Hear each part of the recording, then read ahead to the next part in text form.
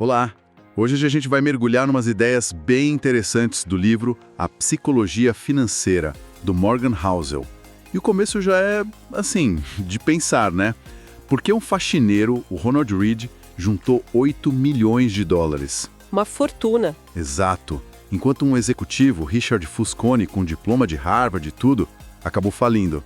O Hauser argumenta que o sucesso com dinheiro, olha só, tem menos a ver com inteligência, estudo e muito mais com comportamento.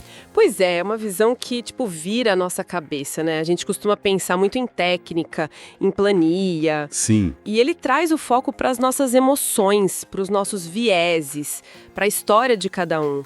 Então a ideia hoje é explorar justamente essas lições que às vezes são até meio contraintuitivas, sabe? Sobre como a gente lida com grana e como isso mexe com a nossa felicidade, com a vida. Perfeito.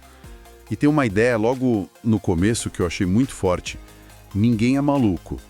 Ele diz que uma decisão financeira que parece, doida para quem vê de fora, na verdade faz todo sentido para quem está tomando dentro da experiência de vida daquela pessoa.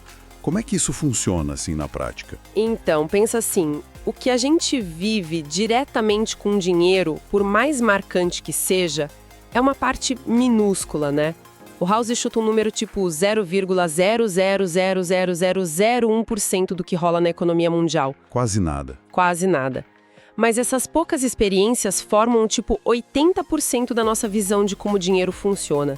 Imagina alguém que viveu, a hiperinflação. A relação dessa pessoa com dívida, com poupança, vai ser completamente diferente de quem cresceu com a economia estável, entende? Quem era jovem numa época que o mercado só andava de lado, Sim. pode ter muito mais medo de arriscar do que quem pegou, uma baita alta logo de cara. Não é ser mais ou menos esperto. Não é. É ter vivido coisas diferentes. Exatamente. E isso ajuda a gente a entender uns comportamentos que, à primeira vista, parecem estranhos. Tipo, pessoas com pouca grana comprando bilhete de loteria. Para quem tem mais recurso, parece um desperdício, né? Irracional. Sim, parece. Mas o Housel sugere outra leitura. Talvez, para quem tem pouca chance de subir na vida, a loteria seja a única forma, palpável de comprar um sonho. Mesmo que seja um sonho distante. Não é sobre a chance de ganhar, é sobre a esperança que aquele bilhetinho ali representa. Nossa, isso muda a perspectiva. Exige mais humildade para julgar o outro, né? E ele ainda lembra que muito do sistema financeiro que a gente tem hoje é super recente. Muito recente. A aposentadoria como a gente conhece, fundo de índice, crédito para estudante, tudo isso tem poucas décadas, né? No fundo, somos todos meio novatos nesse jogo. Talvez isso explique muito o comportamento que parece maluco. Com certeza. E reconhecer isso ajuda a gente a ser mais crítico com os nossos próprios vieses, né? Que vem dessa nossa experiência limitada. E falando em coisas que a gente não controla, aí entra a questão da sorte e risco. Ah, sim. Que o Housel diz que são inseparáveis. Duas faces da mesma moeda. Ele dá o exemplo do Bill Gates, né? Que teve uma sorte absurda de estudar numa das pouquíssimas escolas do mundo que tinha um computador lá em 1968. Uma chance em 1 milhão, ele fala. Uma sorte imensa. Mas, ao mesmo tempo, um amigo dele, o Kent Evans, que era brilhante também, morreu num acidente antes de se formar. Um risco também de 1 em 1 milhão. Exato. Mesma força, só que para lados opostos. E isso complica muito a ideia de que sucesso é só mérito, né? Complica demais. Fica quase impossível separar o que foi habilidade e o que foi sorte, principalmente nos casos extremos de muito sucesso ou muito fracasso. Pensa nos grandes empresários do passado, tipo Vanderbilt, Rockefeller. Eles operavam ali, no limite da lei. É verdade. Tiveram sorte de não dar tudo errado ou foram gênios por forçar a barra na época. Provavelmente uma mistura, né? Então a lição talvez não seja tentar copiar esses caras, porque a sorte não dá pra copiar. Não dá. Exato. É mais jogo focar nos padrões gerais, sabe? Naquilo que se repete, que é aplicável para mais gente. E o mais importante, talvez, reconhecer o papel do risco deixa a gente mais humilde quando as coisas dão certo e mais compreensivo quando dão errado. Pra gente e pros outros. Como aquela frase que ele cita: nada é tão bom nem tão ruim quanto parece. Essa mesma. O sucesso pode enganar a gente se nos faz esquecer que tudo é meio frágil, que que o acaso tem um papel enorme. Essa humildade me lembra outro ponto-chave do livro. O perigo de não ter um limite, de não saber o que é o suficiente. Pessoas que já têm muito dinheiro, mas arriscam tudo para ter ainda mais. Isso é triste e acontece muito. Tem aquela citação ótima do Kurt Vonnegut numa festa de bilionários, falando do Joseph Heller. Eu tenho uma coisa que ele nunca vai ter, o suficiente. Marcante. Muito. E o Housel conta a história do Rajat Gupta, que era CEO da McKinsey, tinha 100 milhões de dólares. Nossa. E foi pego usando informação privilegiada para tentar virar bilionário, acabou preso. E tem o Madoff também, né? O negócio legítimo dele já era gigante multimilionário. Exato. E mesmo assim ele montou aquele esquema Ponzi enorme, aquela fraude. Por que será que fazem isso? Olha, o Housel levanta alguns pontos. Um é a tal da esteira hedonista, né? A gente se acostuma rápido com o que tem e a satisfação some logo, aí quer mais. Outro é a comparação, sempre tem alguém com mais, né? Aí vira uma corrida sem fim. Mas o ponto central é que suficiente não é ter pouco, é reconhecer que essa busca louca por mais pode destruir o que realmente importa. A reputação, a liberdade, a família. Então, saber definir o que é suficiente para si mesmo é tipo uma habilidade financeira crucial. Parar de mudar a meta o tempo todo. Exatamente. É uma das mais importantes e menos faladas. E isso conecta com outras duas ideias. O poder dos juros compostos e a diferença entre ficar rico versus continuar rico. Juros compostos, aquela mágica de ganhar juros em cima dos juros, né?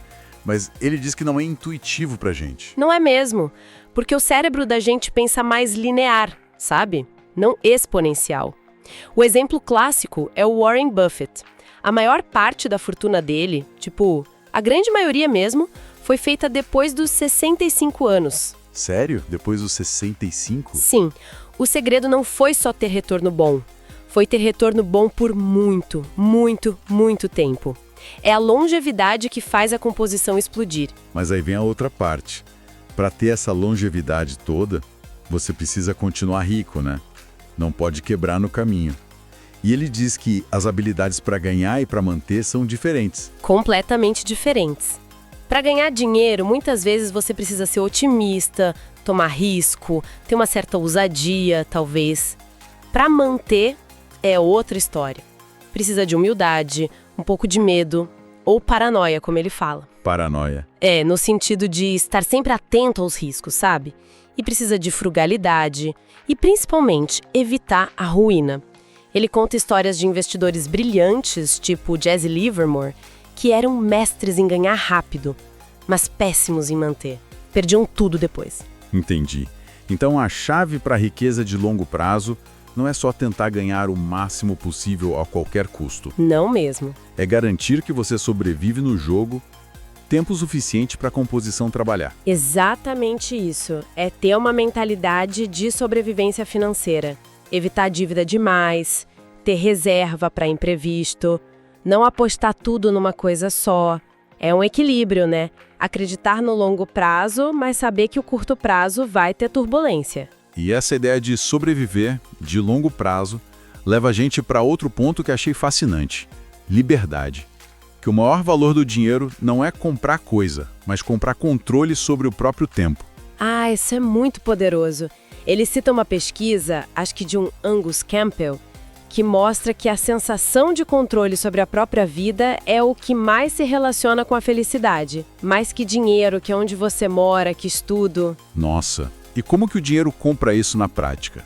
Bom, ter uma reserva financeira te dá a opção de escolher um trabalho que, te realize mais, mesmo que pague um pouco menos. Faz sentido. Te dá a tranquilidade de não ter medo de ser demitido ou de poder discordar do chefe sem pânico.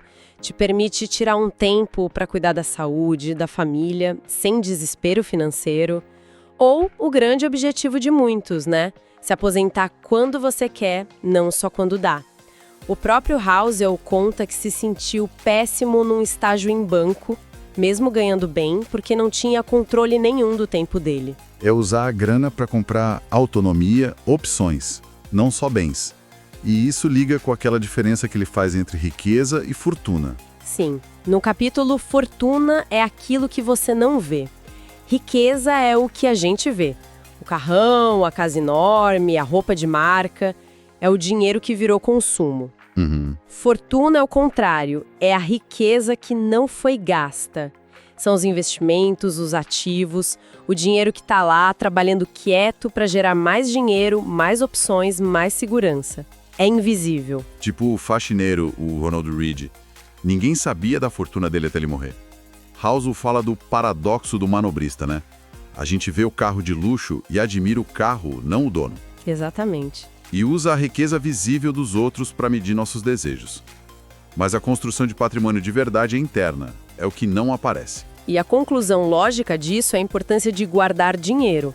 Poupar não é só o que sobra, é a base de tudo e é o que a gente mais controla.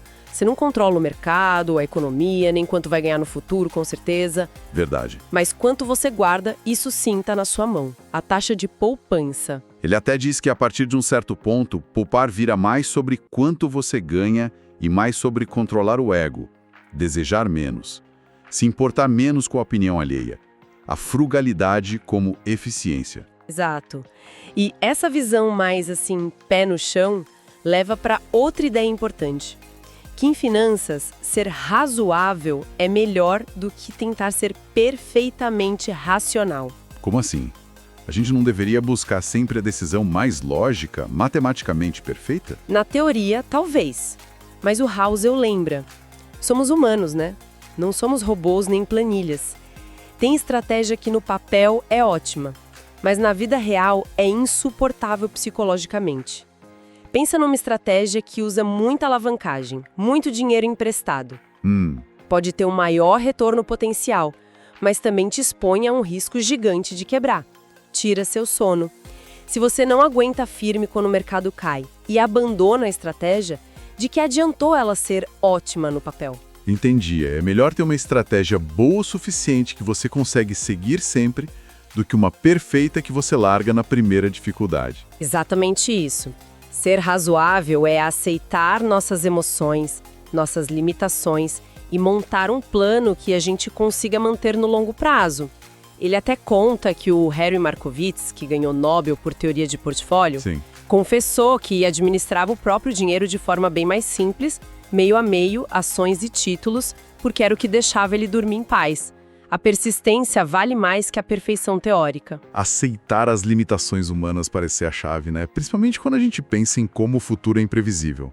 O Housel fala disso em Surpresa, como a história nem sempre ajuda a prever o futuro. Pois é, porque os eventos que realmente viram o jogo, as grandes guerras, pandemias, crises financeiras, tecnologias novas que mudam tudo, muitas vezes não têm precedente. Se a gente só se prepara para o pior evento que já aconteceu, é como o general que treina para o exército da guerra passada. O exemplo de Fukushima que ele dá. Exato. Construíram para aguentar o pior terremoto conhecido. Até que veio um pior ainda. E a própria economia muda, né? As regras mudam. O surgimento desses planos de aposentadoria tipo 401k lá nos Estados Unidos, ou o impacto da computação em nuvem, tipo a AWS da Amazon, que virou um motor de lucro que ninguém esperava. Tudo isso muda o cenário. O que nos leva direto para a necessidade de ter uma margem de segurança, ou margem para imprevistos. É aquele conceito do Benjamin Graham, né? O mentor do Buffett. Sim. É ter uma folga, um colchão, entre o que você precisa que aconteça para o seu plano dar certo e o que pode acontecer na realidade. Na prática, é não viver no limite financeiramente falando. Ter reserva, não depender 100% do salário, não ter dívida que te deixa frágil. Exatamente. É guardar dinheiro sem um objetivo específico, só para o caso de algo dar errado. É aceitar que coisa ruim acontece, que a gente erra a previsão, que o futuro é incerto. Ter essa margem é o que te permite sobreviver às surpresas e continuar jogando. E por falar em futuro, Hauser também lembra que você vai mudar. Que a gente subestima demais o quanto nossos desejos, nossas prioridades vão ser diferentes lá na frente. É o que os psicólogos chamam de ilusão do fim da história, né? A gente sempre acha que quem a gente é hoje, com os gostos e valores de agora, é a versão final. Mas se a gente olha para trás, vê o quanto mudou, porque o futuro seria diferente. É verdade. Então, fazer escolhas financeiras muito radicais hoje, tipo viver na miséria para guardar tudo ou trabalhar feito louco para acumular o máximo, tem um risco enorme de arrependimento depois, quando a gente mudar. Então, o caminho seria buscar mais equilíbrio, evitar os extremos, para ter jogo de cintura quando essa mudança pessoal acontecer. Sim, manter as opções abertas. E isso tem a ver com como a gente enxerga o mundo e toma decisões, que ele aborda enquanto você acredita em qualquer coisa. A gente preenche o que não sabe com histórias, com narrativas que fazem sentido pra gente, baseadas na nossa experiência, que é limitada. Ele diz que histórias são mais fortes que números, né? Muito mais fortes. Uma boa história, mesmo que não seja precisa, convence mais que um monte de dado frio. Lembra do Madoff de novo? Ele sustentou a fraude contando uma história de exclusividade, de retorno certo, que os investidores queriam acreditar. A gente cria narrativas para dar sentido ao mundo, para sentir que entende, que controla, mesmo que seja ilusão. E isso é especialmente arriscado em finanças, onde tudo é tão incerto. Exatamente. Essa busca por previsão de mercado, mesmo sabendo que a maioria erra, vem daí. Dessa necessidade de ter uma história que nos dê segurança. Reconhecer que a gente sempre opera sem ter todas as informações e que a gente adora uma boa história, principalmente as que a gente conta para si mesmo, é fundamental. Ufa, quanta coisa para pensar, né? Se a gente fosse resumir a essência dessa nossa conversa sobre a psicologia financeira, qual seria a grande mensagem? Olha, eu acho que a grande mensagem é: o seu comportamento com o dinheiro importa muito mais do que o quão inteligente você é ou quanto conhecimento técnico você tem, pelo menos para o sucesso a longo prazo. É como você lida com medo, com ganância, quanto tempo você aguenta ficar investido e se você consegue definir o que é suficiente para sua vida. E talvez assim, 3 ideias que ficam martelando. Primeiro, essa importância de definir o suficiente, para não cair em cilada arriscando demais. Segundo, o poder de usar o dinheiro não só para ter coisa, mas para comprar tempo, para ter mais liberdade e controle sobre a vida. E terceiro, essa necessidade de ser razoável e não só racional, sabe? Ter um plano que a gente aguente seguir e uma margem de segurança para lidar com o inesperado. Resumiu perfeitamente. E são lições que vão além do dinheiro, né? Tocam em como a gente vive melhor, de forma mais equilibrada. Total. E para deixar o pessoal que nos ouve pensando um pouco mais, inspirado nisso tudo, como será que a gente pode construir narrativas financeiras mais realistas, mais resilientes para nós mesmos? Reconhecendo nossas limitações, a influência do nosso passado, a incerteza do futuro, mas sem cair no pessimismo que paralisa, nem naquele otimismo cego. Essa é a pergunta de $1 milhão, né? Acho que o começo é justamente perceber que somos nós que contamos essas histórias e que a gente pode, com consciência, tentar escolher histórias mais equilibradas, mais humildes e principalmente mais flexíveis para mudar quando for preciso.